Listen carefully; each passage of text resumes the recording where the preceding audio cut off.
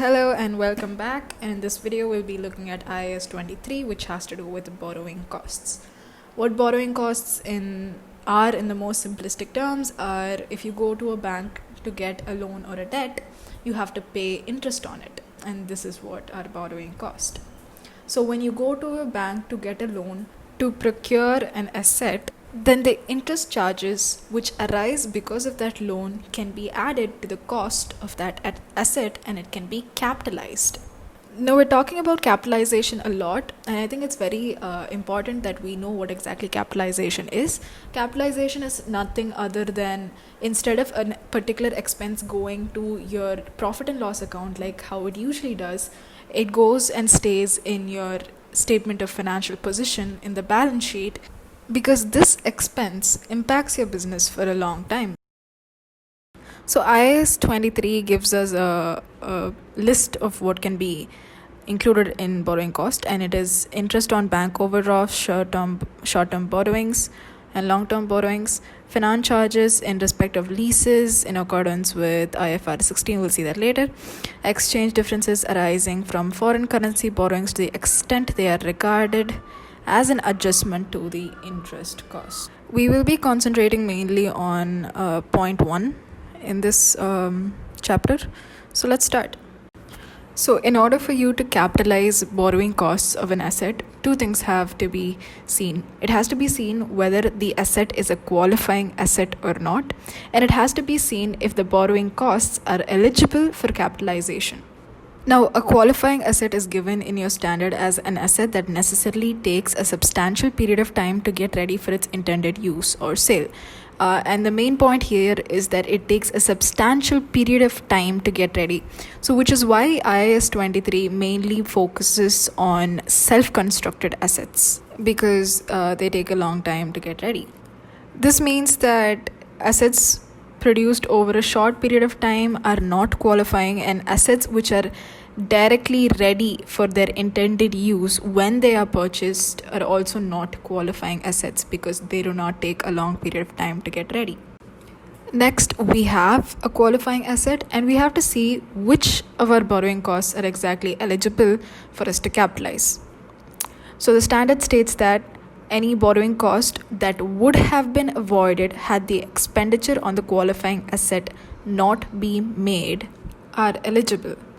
This means that you wouldn't have even taken out the loan or the borrowing if you did not construct that asset. So after you figured out your borrowing costs, the borrowing costs which are eligible for capitalization will be actual borrowing costs incurred during the period less any investment income on temporary investment on those borrowings. Now what this means is, you take a loan, let's say of 1,000, and right now you only need 750 of that loan. So instead of the remaining 250 lying around idly, what you decide to do is you decide to invest it in some short-term investment, and this short-term investment gives you a return. And this return has to be reduced from your interest charges before capitalization. So your interest charges to be capitalized will be the interest on that 1,000 minus your returns from investing this 250. Please realize that this return is kind of like a gain to us. It is not an expense, so it cannot be capitalized. Commencement of capitalization. So we know we have a qualifying asset. We know the rate at which we have to take our asset, and we know the loan. So when can we start capitalizing the interest? 3 conditions have to be met. One is expenditure for the asset is being incurred, which just means that literally what it says, you have to have some kind of expenditure going on in order for you to construct your asset for which you took the loan. Borrowing costs are being incurred means that you have already taken a loan and interest costs are being incurred on that loan. And third one is activities that are necessary to prepare the asset for its intended use or sale are in progress, which means that you have to put some kind of effort in order for you to finish the asset for whatever you're going to use it for, be it for sale or whether you are going to use it in your own production process. So let's look at a sum. This is from Kaplan. Grimm took out a loan for 10 million, 6% loan on 1st January to build a new football stadium. Not all funds were immediately required. 2 million was invested. Construction began on 1st February, which means that you're taking the loan out on January, but you're only beginning construction on February. So this is what we saw before, when you can commence capitalization. All the activities that are necessary to prepare the asset for its intended use or sale, which in this case is construction, is only beginning on 1st February. So you can only start your capitalization from February. So that being said, let's look at what we have to do. So the interest to be capitalized is 10 million into your interest rate of 6% into 11 by 12, because that 1 month the conditions have not been met, and for that 1 month the interest charges cannot be capitalized. Next, we have to minus our investment income, which over here is 2 million into 3% into 5 by 12, February, March, April, May and June, which is 5 months. So what happens to the interest and investment income for 1 month, which is January? Because you will have to pay interest on your loan for January also, and since you're investing it, you will also get investment income for January. This is what will go to your profit and loss account as interest expense and short-term investment income, respectively.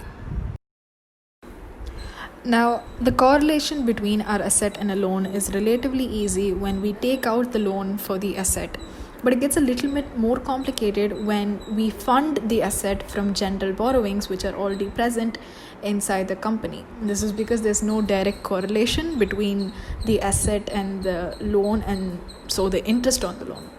So let's look at an illustration here. What we do in this case is we take something called the weighted average cost of general borrowings, and that will be our interest rate which we use to capitalize our borrowing cost.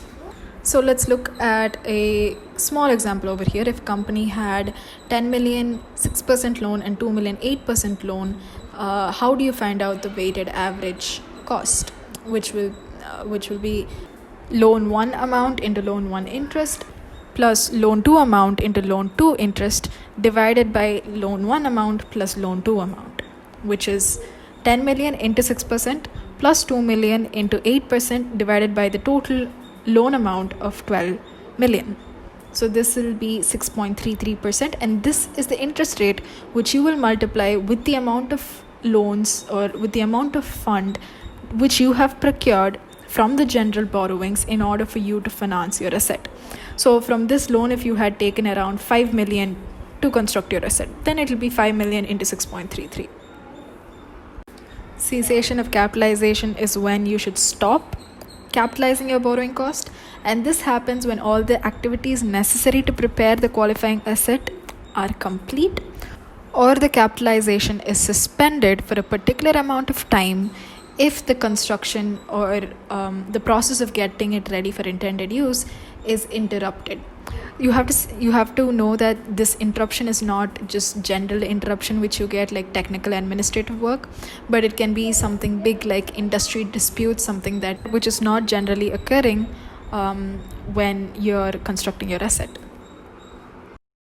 So thank you for listening. That's it for this video. Please work out the sums given in your textbook. And I know that there wasn't much meme content in this video, and that's because I've been feeling a little dead inside, and I thought, why not just share the happiness? I will see you all in the next video, where we'll be covering more of the IASs which relate to assets.